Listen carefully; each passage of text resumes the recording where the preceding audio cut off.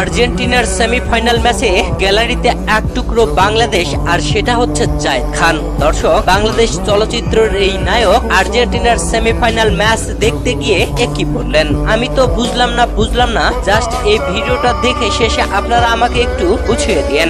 Argentina কানাডার বিপক্ষে যুক্তরাষ্ট্রের মেট লাইফ স্টেডিয়ামে সেমিফাইনাল ম্যাচে খেলতে নামে।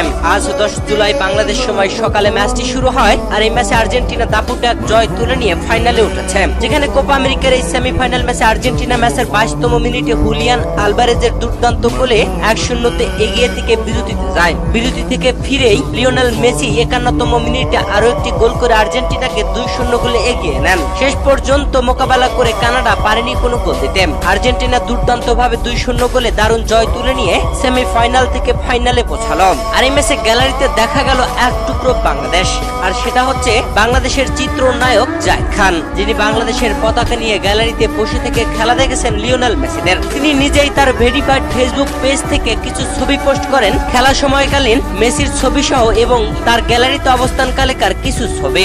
এছাড়া একটি রিলস ভিডিও আপলোড করেছেন, আর যেখানে তিনি বলেন